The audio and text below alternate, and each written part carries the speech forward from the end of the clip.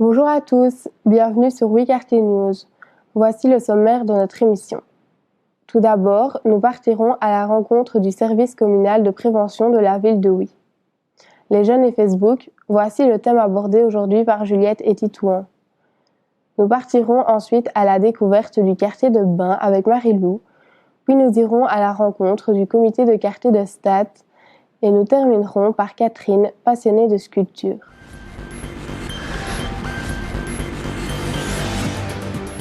La ville de Oui dispose d'un service communal de prévention.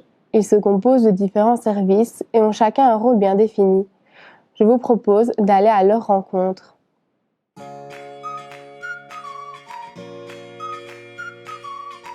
Au départ de l'hôtel de ville, dirigeons-nous vers la rue de la Résistance. Au numéro 2, face au quadrilatère, où nous allons vous présenter le service communal de prévention de la ville de Oui. Il reprend différents services, Oui quartiers, Oui clos, le SEMJA, ainsi que les gardiens de la paix. Ceux-ci ne se trouvent pas tous au même endroit. Alors, suivez-nous. Nous y sommes. Les bâtiments, récemment rénovés, abritent les services Oui quartiers et Oui clos. Au premier étage, la coordination, les éducateurs et les animateurs de Oui quartiers vous y accueillent.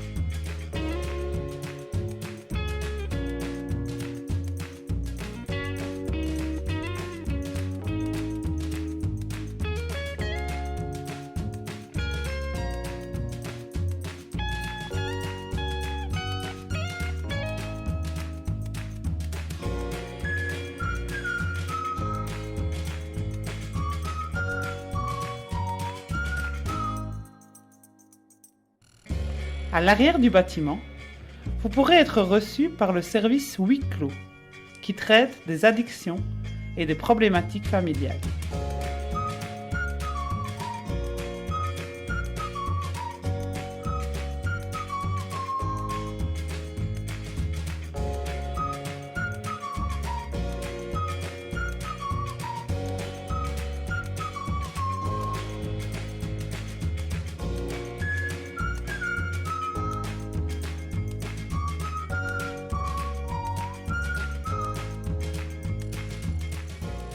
En quittant la rue de la Résistance, descendons au service des travaux, rue Van Kerbergen, pour vous présenter les deux responsables des mesures judiciaires alternatives.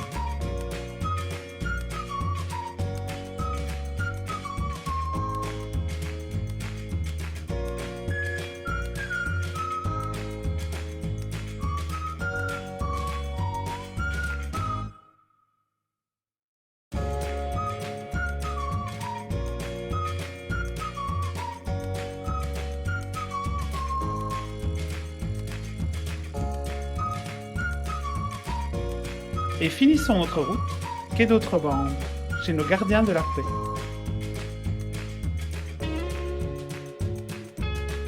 Ces agents qui, par leurs prestations, luttent contre le sentiment d'insécurité.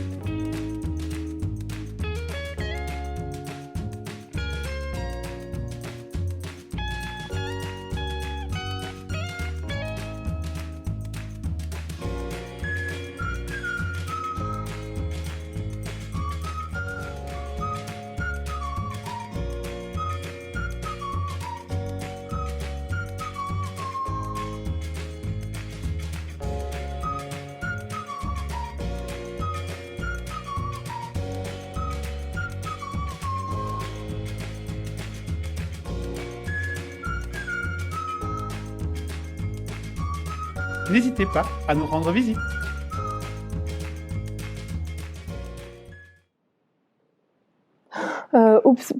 Pardon. Facebook, un réseau social où tout est permis? De nombreux jeunes vont sur ce réseau, mais ne connaissent pas toujours les bons trucs pour l'utiliser sans risque. Juliette et Titouan en discutent. T'es sur Facebook? Ouais, T'as quel âge? 11 ans.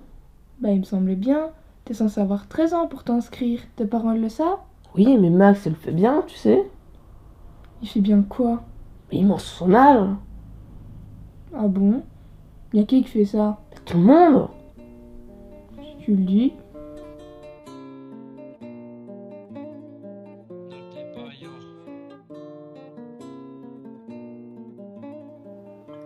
T'as combien d'amis?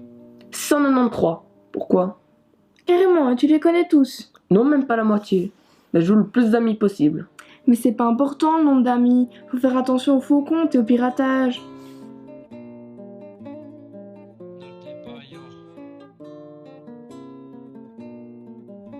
Eh, t'as vu Odile en maillot? Ben oui, mais elle est d'accord que tu publies sa photo? J'en sais rien, mais je m'en fous. Mais c'est obligatoire de demander. Ses parents, ils peuvent porter plainte. Ah bon, on peut même pas mettre tout ce qu'on veut? Bah non.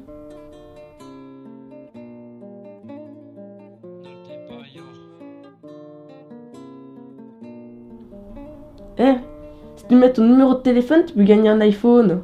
Mais arrête, ça c'est sûrement un virus, il y en a plein de trucs comme ça. En plus, tu peux te faire pirater.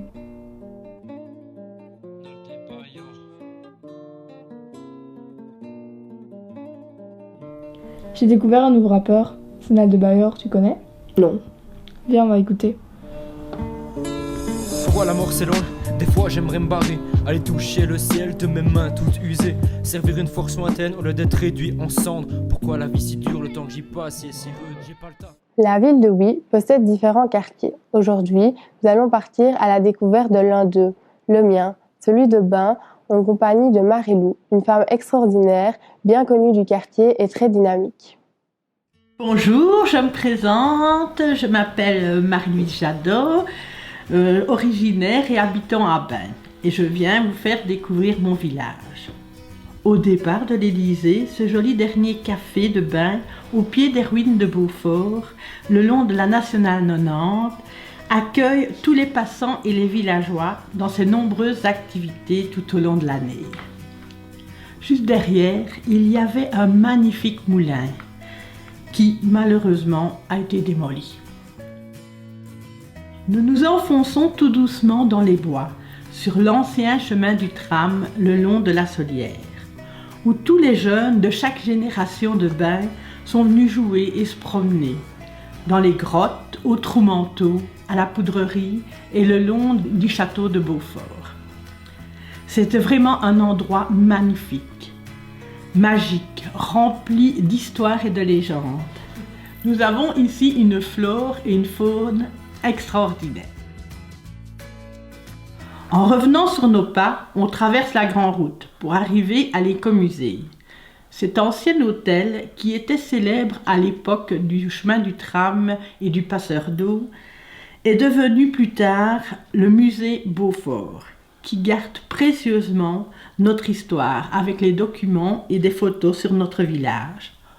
On y organise des stages, des débats, des promenades, surtout sur l'écologie, ainsi que des visites du château et de ses environs.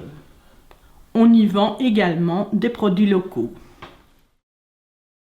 En longeant la Meuse, on arrive sur les lieux qui, avant 83, date où elle a été démolie, l'écluse numéro 14. Café, magasins, tous les bateaux, les éclusiers, sans oublier le bruit du barrage, donnaient de la vie à cet endroit. Quel contraste avec le calme et beau chemin de Ravel, qui nous font oublier qu'au départ, il était là pour les chevautrés qui tiraient les péniches. En rentrant au cœur du village, la plaine de jeu et la maison de quartier, où toutes les activités des comités ou privés sont organisées. C'est dans les années 90, sur le terrain vague appartenant à l'ancienne carrière, on a inauguré notre petite maison de quartier. Notre maison des éclusiers sert pour la fête, feu de camp, Halloween, fête des voisins. On est tous pleins d'entrain. La place de bain, belle comme un petit béguinage, où avec sa jolie église Saint-Germain, son haut clocher, d'où les cloches nous annoncent chaque heure et demi-heure, le vieux cimetière et au fond la belle bâtisse du style brugeois. Et là, l'ancien cercle privé, maintenant, a servi pour la chorale, la maison des jeunes et même son cinéma. En avant, rue Saint-Roch, beaucoup moins calme que le bas du village, vu le nombre de voitures qui y passent. Mais cette rue est magnifique, avec ses jolies maisons en pierre, dont beaucoup viennent du château de Beaufort. Au fond, la chapelle Saint-Roch, avec à côté la vieille maison communale et l'ancienne école où mon père a fait ses gardiennes. Sur l'emplacement de l'ancienne carrière, un haras, le haras Saint-Roch, où l'on fait de l'attelage. Et juste avant, cela a été aussi un célèbre club de pétanque. La poterie, chère à mon cœur, puisque c'est mon grand-père qui a repris cette ancienne tuilerie en 1948 pour y faire de la poterie culinaire. Et ma sœur Brigitte organise des stages, des ateliers où l'on peut faire ces jolies choses dont voici quelques exemples. On arrive à l'école de bain. Cette école primaire sportive vient d'être réaménagée et agrandie. L'inauguration a eu lieu cette année. Dans ces locaux, avant la fusion des communes, se trouvait la maison communale, où j'ai été la dernière mariée, par Anne-Marie Lisin, qui habitait juste en face. Il y a aussi une belle et grande salle des fêtes, qui peut recevoir au moins 300 personnes. Et voilà, on termine notre visite sur une vue des étangs des Pré-Brions, où Ardennes et Gaume, il y a une réserve, et où M. Bava loue ses étangs. Un magnifique endroit à aller voir. Et voilà, c'était mon petit coin de paradis. Merci.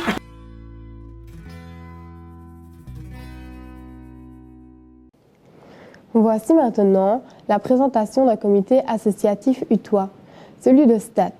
En effet, les membres du comité sont très actifs au sein de leur quartier. Je vous propose de les découvrir.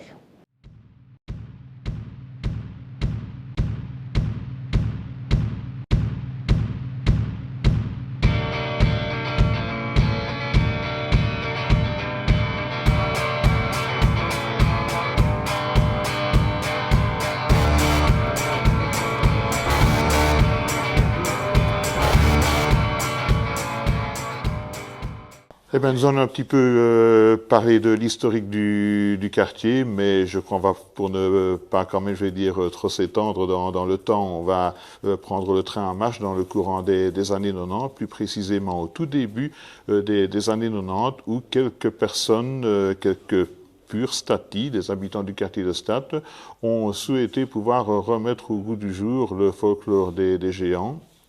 Et un monsieur dénommé Pierre Sauvage donc s'est mis en route pour réaliser un géant qui a pris les traits d'un jardinier et auquel il a donné le prénom de Hubert, et ce fut ainsi la naissance du géant Hubert d'Istat. Et puis alors, quelques mois après, je vais dire, Pierre Sauvage a poursuivi sur sa lancée et il a trouvé bon de lui trouver une compagne à Hubert, et donc Bertine a été conçue et est devenue l'épouse de Hubert. Et donc, ce couple de géants, avec ce couple de géants, nous avons participé à différents cortèges qui se déroulaient ici dans la ville de Huy, mais aussi dans d'autres localités de la province de Liège et aussi dans le Brabant, puisque nous sommes rendus du côté de Jodogne, en province de Liège, à différents endroits où des cortèges de géants donc avaient lieu, étaient de tradition, et il y a toute une réciprocité qui a duré pendant quelques années, donc c'était des années assez denses et où on a vraiment vécu de très bons moments. Vers les années 2003, on s'est remis en route à quelques-uns pour reconstituer progressivement un comité, et le comité actuel fonctionne maintenant depuis à peu près 5 ans, s'est reconstitué vers 2011. Et donc voilà, maintenant nous espérons pouvoir un petit peu, je vais dire, redonner au quartier, redonner son lustre d'antan au niveau de la fête locale qui dans le temps connaissait vraiment un vif succès et un déploiement assez important. Donc on espère pouvoir atteindre cet objectif à court ou moyen terme. Voilà, le comité organise différentes manifestations. On commence avec le Saint-Nicolas pour les enfants, comme le Père Noël. Alors, on tombe sur le 4 juin, donc le premier week-end de mois de juin. Donc, cette année, il y aura les anciennes motos, les coccinelles, il y aura une brocante, il y aura le saveur du monde, plus encore autres jeux et une surprise qu'on ne dévoile pas avant la fête. Et alors, on tombera sur le 30 septembre avec le réveil des géants. La ville de Huy est le centre culturel, donc on aura le réveil des géants et aussi on va demander le prénom du bébé qui va venir entre Hubert et Hubertine. Donc, ce prénom-là, on mettra à choisir par les habitants le 4 juin et le 30 septembre, on dira en public le nom qu'il va avoir. Donc, aussi, le comité de Statina fait un groupe Facebook. Donc, toutes les personnes y peuvent venir s'inscrire et il verra toutes les manifestations et tout qui se passe sur le quartier.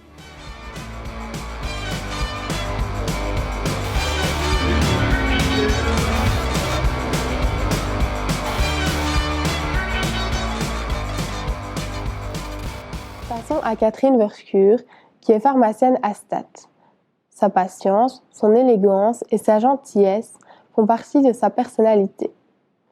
Elle va à présent vous faire partager sa passion, la sculpture.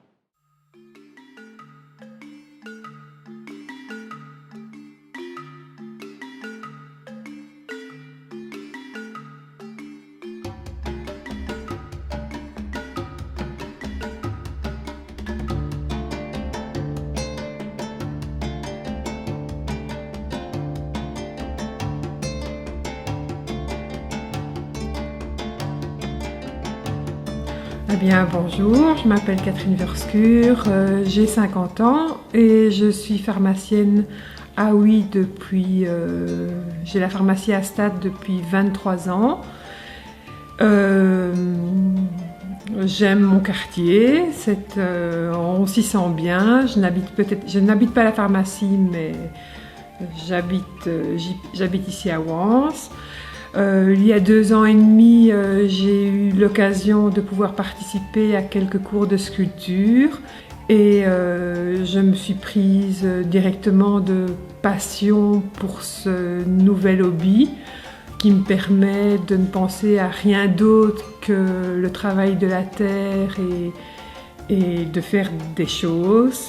Mes sculptures, je les fais un peu au hasard, ou bien parfois si je pars, j'ai eu l'occasion de partir en Thaïlande et là j'ai fait des photos, j'ai vu des positions d'asiatiques qui me plaisaient bien et ça me donne alors des idées, ou bien je vais voir dans un magazine une photo, ça me donne... voilà, c'est comme ça que je cherche et je trouve mon inspiration. J'aime l'Afrique. Pourquoi j'aime l'Afrique? Parce que j'aime la chaleur, je trouve les gens, les Africains en général très élégants et les femmes très élégantes. J'aime leur port de tête, donc je trouve que souvent c'est une belle... ça me donne des beaux objets, ça me donne des belles idées d'objets. J'aime aussi... je ne sais pas pourquoi, j'aime les éléphants, donc je fais pas mal de têtes d'éléphants. Ou bien je peux faire des milieux de table, ou bien dans mes toilettes je mets des nez, comme ça, c'est un peu rigolo, c'est spontané. Je réalise mes sculptures en terre glaise de différentes couleurs ou granulométrie. Et c'est un travail un peu minutieux, puis on doit vider nos pièces, puis mes pièces sèchent pendant environ 3 semaines à la maison. Et un ami m'a donné un four, donc j'ai beaucoup de chance d'avoir un petit four à la maison. Et après quelques semaines, là, je mets mes pièces dans le four qui monte quand même jusqu'à 1000 degrés où je laisse cuire mes pièces une huitaine d'heures. Parfois ça explose et donc c'est un peu une déception, mais c'est pas grave, on en refait d'autres et c'est passionnant. Après l'ouverture du four, je réarrange un peu mes pièces, je les ponce parfois, j'y mets des pigments, j'y mets de la cire, et puis je les colle sur différents supports ou je les mets sur un pied pour les mettre un peu plus en hauteur, ou sur des boîtes de récupération, des boîtes de mandarines ou voilà, tout ce qui peut m'inspirer sur le moment et tout ce que je trouve sous la main, et c'est très bien comme ça. Comme projet, ici le comité de quartier de Stade m'a demandé si à la fête de Stade je pourrais un peu exposer mes pièces, et je suis ravie, ça me fait bien plaisir. Et c'est une belle expérience, c'est la première exposition que je vais faire, et c'est très très valorisant. Et pour finir ce journal, voici l'image du jour. Une photo de Guy Colombel sur le chemin de la Sarthe à Bain.